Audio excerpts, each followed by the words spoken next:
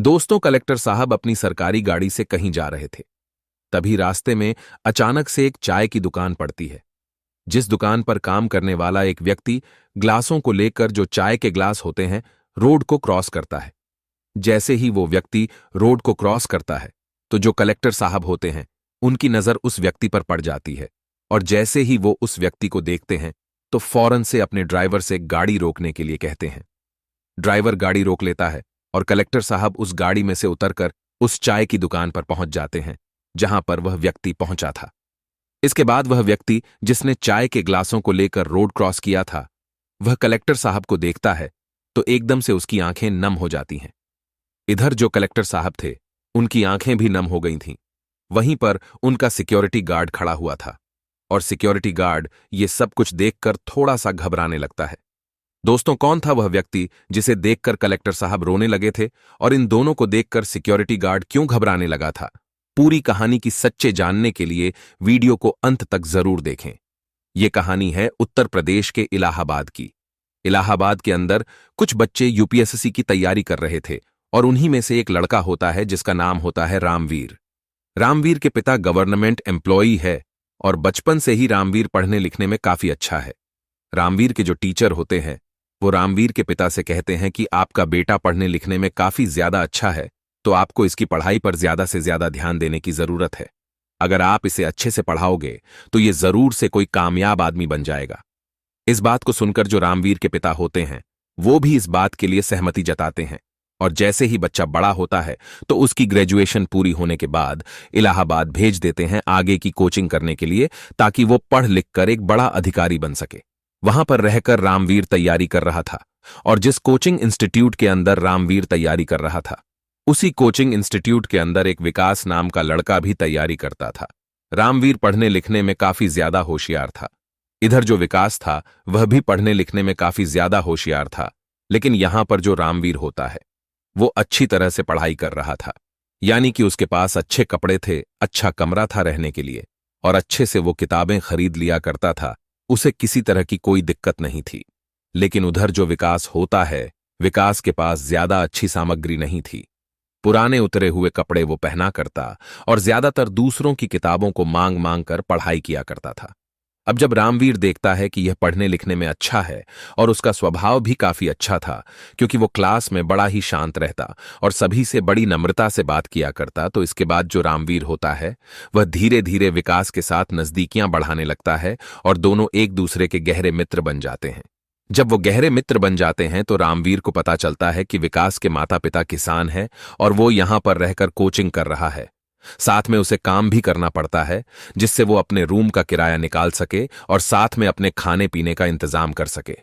तो उसके बाद जो रामवीर होता है, वो कहने लगता है कि भाई, अगर ऐसी बात है तो तू ऐसा कर, मेरे रूम में रह लिया कर। मेरा काफी बड़ा रूम है, और वहीं पर दोनों एक साथ रह लेंगे, और तेरे खाने पीने का प्रबंध भी हो जाएगा।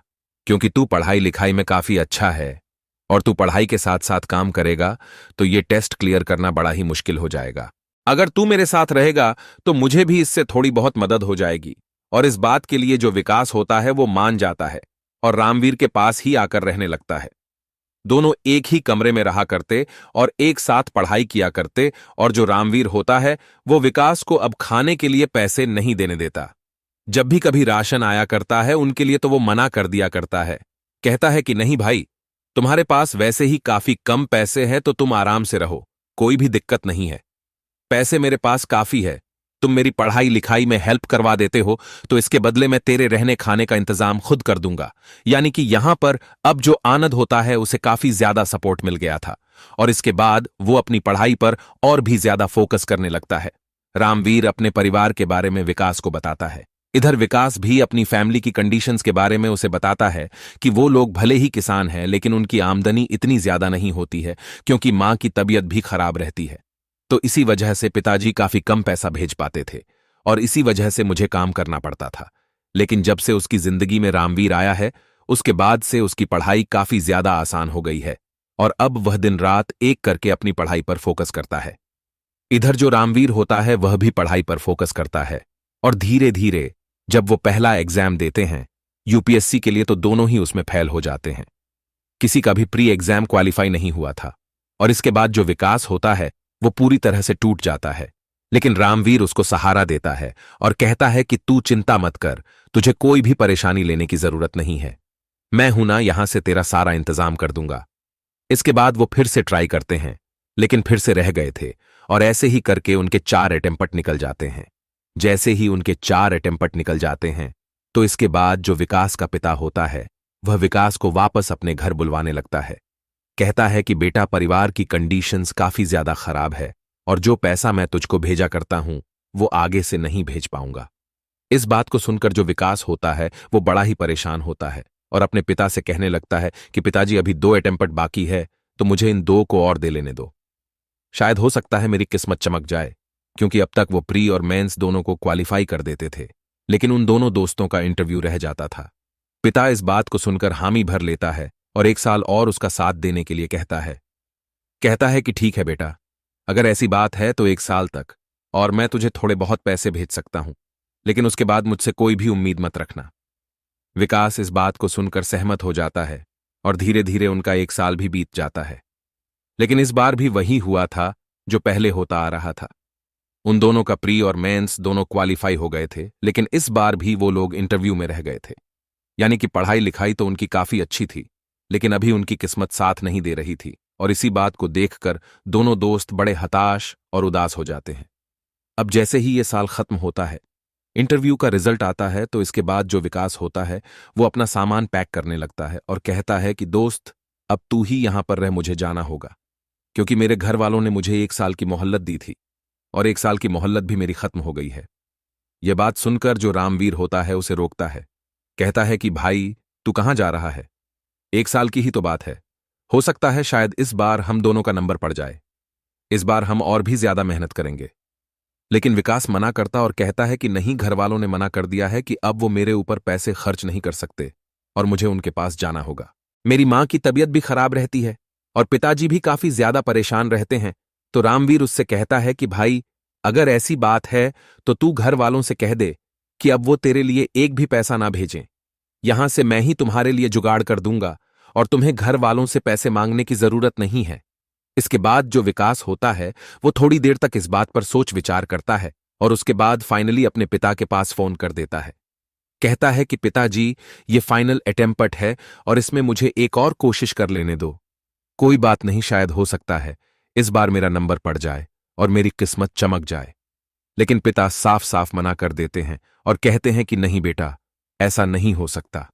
यहां पर तुम्हारी मां की तबीयत काफी ज्यादा खराब है और परिवार की आर्थिक स्थिति काफी ज्यादा गड़बड़ हो गई है, तो तुम्हें वापस आना होगा, क्योंकि हम तुम्हारी पढ़ाई में अब और ज्यादा पैसे नहीं लगा सकते। अब जो विकास है वो अपने पिता से कहने लगता है कि पिताजी, आपको 1 भी रुपया नहीं भेजना है, मैं यही से इंतजाम कर लूंगा, लेकिन आप मुझे 1 साल दे दीजिए ताकि मैं अपनी किस्मत को आजमा सकूं और हो सकता है शायद मेरा सिलेक्शन हो जाए। तो पिता इस बारे में थोड़ी देर सोच विचार करते हैं और कहते हैं कि ठीक है बेटा, अगर ऐसी बात है तो तू एक बार और कोशिश करके देख ले। जैसे ही पिता ने हामी भरी थी तो उसके बाद विकास के चेहरे पर अलग तरह की स्माइल आ गई थी और वह झट से अपने मित्र को गले लगा लेता है। अब इस साल की वो तैयारी करने लगते हैं और जैसे ही वो तैयारी करते हैं तो प्री मेंस और इंटरव्यू तीनों हो जाते हैं, लेकिन अभी रिजल्ट आना बाकी था। दोनों दोस्त बड़ी उम्मीदों के साथ रिजल्ट की राह देख रहे थे और जैसे ही रिजल्ट आता है तो उसी दौरान जो रामवीर होता है उसका पूरी तरह से हौसला टूट जाता है, क्योंकि उसका इस बार भी रह गया था और ये उसका लास्ट अटेम्प्ट था। लेकिन जैसे ही वो विकास के रिजल्ट को देखता है तो उसका दुख थोड़ा सा कम होता है, क्योंकि उसका वह मित्र, जिस मित्र के लिए वो काफी ज्यादा पैसे खर्च किया करता था, उसका क्लियर हो गया था और वह कलेक्टर बन गया था। विकास भी इस बात से खुश होता है, लेकिन वह अपने दोस्त के उदास चेहरे को देखकर अपनी खुशी को सेलिब्रेट नहीं कर पाता है। तो इसके बाद जो रामवीर होता है उससे कहता है कि भाई, कोई बात नहीं, तेरा हो गया है तो ये बड़ी अच्छी बात है, कम से कम तू तो बड़ा अधिकारी बन जाएगा। इसके बाद विकास रामवीर का हौसला बढ़ाता है और कहता है कि भाई, किस्मत के सामने कोई नहीं जीत सकता, लेकिन तू चिंता मत कर, तुझे ये वाली सरकारी नौकरी नहीं मिली तो सरकारी नौकरी तो तुझे मिल ही जाएगी। तू और किसी टेस्ट की तैयारी कर, क्योंकि और भी कई सरकारी नौकरियां हैं जिनसे जिंदगी आराम से व्यतीत हो जाती है, तो तू उनकी तैयारी कर और मेरे हिसाब से आराम से तेरा उसमें सिलेक्शन हो जाएगा। इसके बाद रामवीर भी अपने दोस्त की बातों को समझता है और कहता है कि हाँ भाई, तू सही कह रहा है और मुझे यही करना चाहिए। अब जो रामवीर होता वहीं पर रहकर तैयारी करने का फैसला करता है। विकास होता है वह अपनी ट्रेनिंग के लिए चला जाता है। रामवीर यहां पर रहकर पढ़ाई करने लगता है, लेकिन जैसे 6 महीने होते हैं तो उसके बाद उसके पिता उसको धमकाने लगते हैं और कहते हैं कि तू कभी कामयाब नहीं होगा। इससे अच्छा तू यहां पर वापस आ जा और यहीं पर हमारे साथ रहने लग। लेकिन जो रामवीर होता है वो अपने पिता से साफ साफ बोल देता है कि पिताजी, मुझे तो ये सरकारी नौकरी ही लगानी है, भले ही मेरा उसमें सिलेक्शन नहीं हुआ हो, लेकिन मैं यहां पर कहीं ना कहीं कामयाब हो जाऊंगा। ऐसा करते हुए वह अपने पिता को 1 साल तक रुकने के लिए बोल देता है।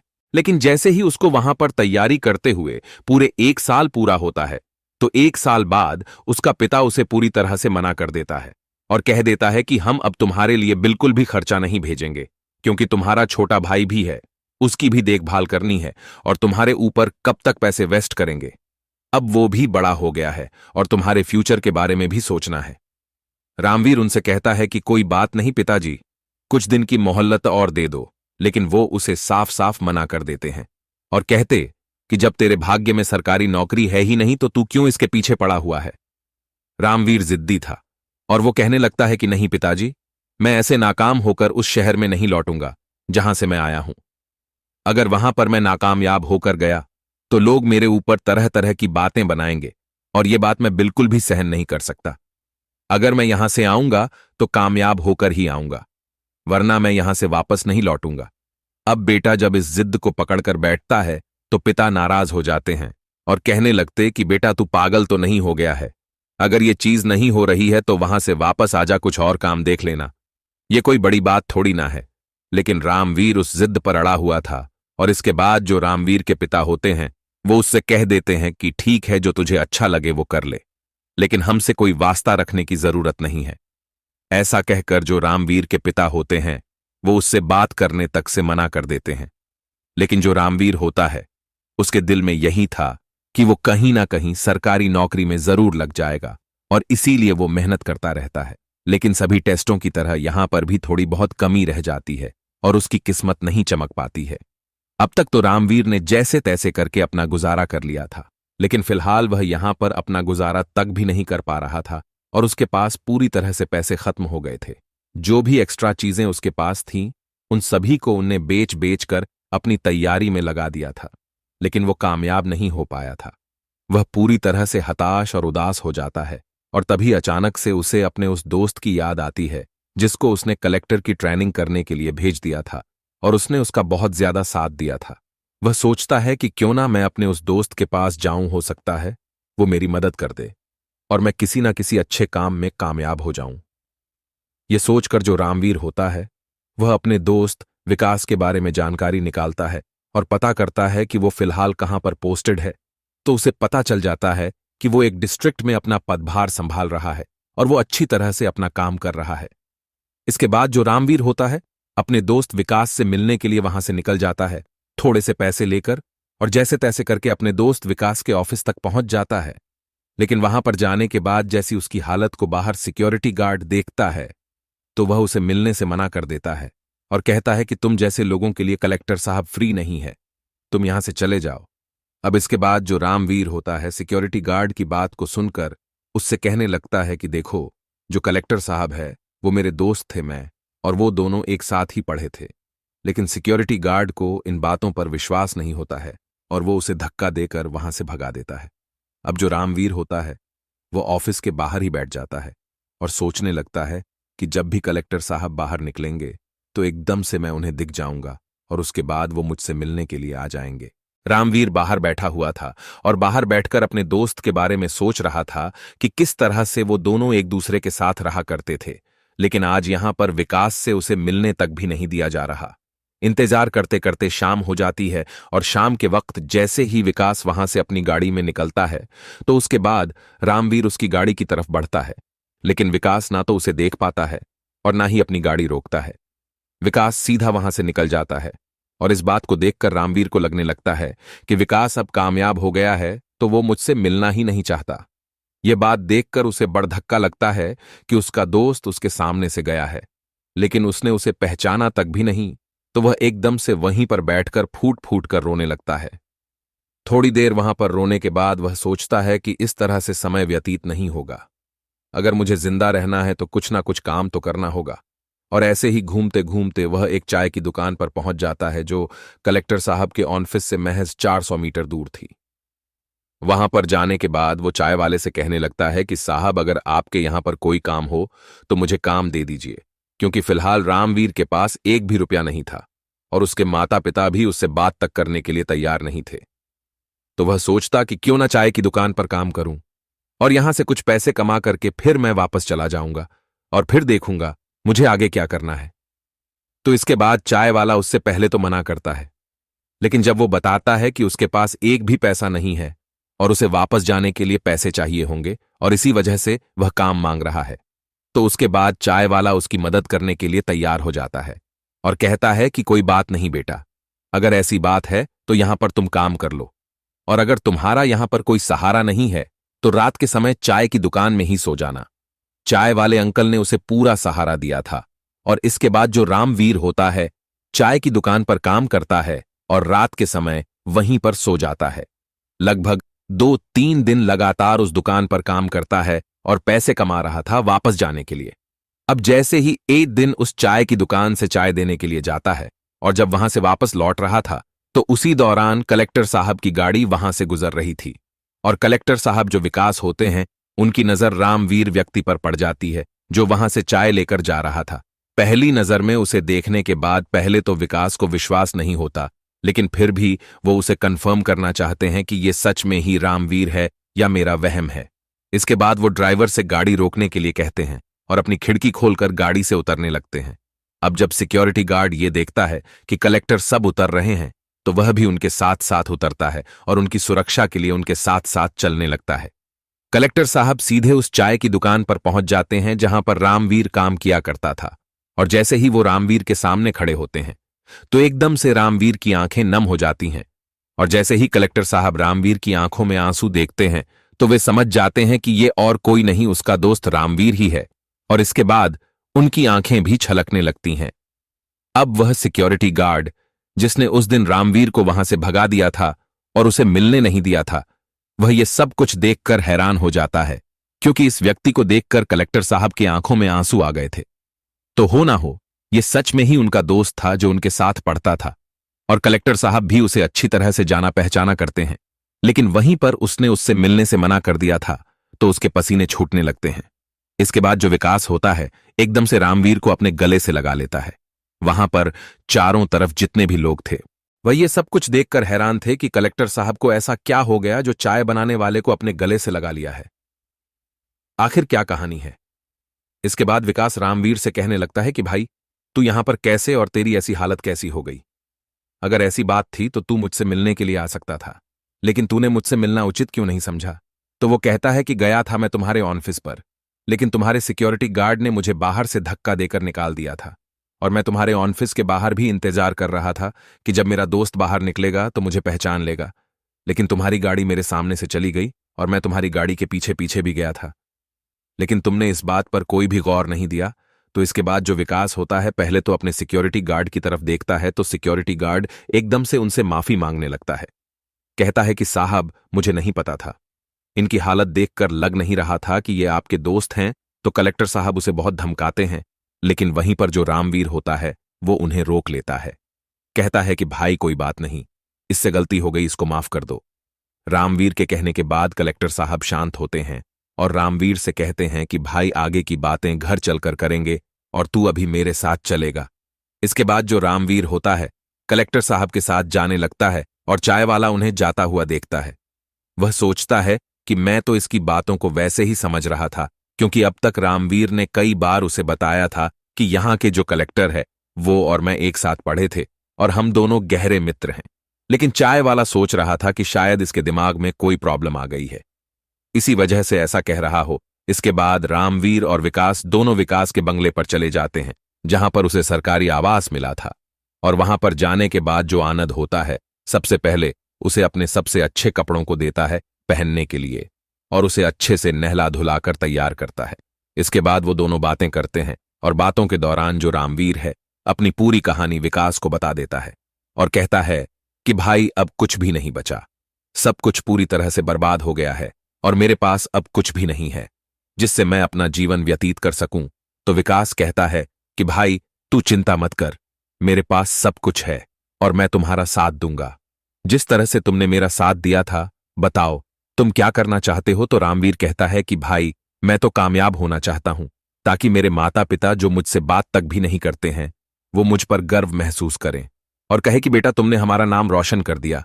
तो वो कहने लगता है, तो फिर तू ऐसा कर, जहां पर हम पढ़ा करते थे वहीं पर एक कोचिंग सेंटर खोल ले, जहां पर तू बच्चों को पढ़ाएगा, क्योंकि नॉलेज तो तुम्हारे पास काफी ज्यादा है और इसी नॉलेज का इस्तेमाल करके तू कई बच्चों को उनके फ्यूचर तक पहुंचा सकता है और इसी काम को करने में तेरी भलाई है।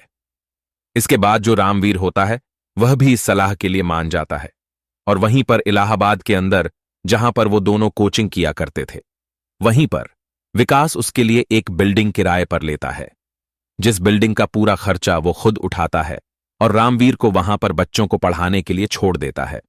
गरीब बच्चों को वो फ्री में एजुकेशन दिया करते हैं और अच्छे से उनको पढ़ाया करते हैं।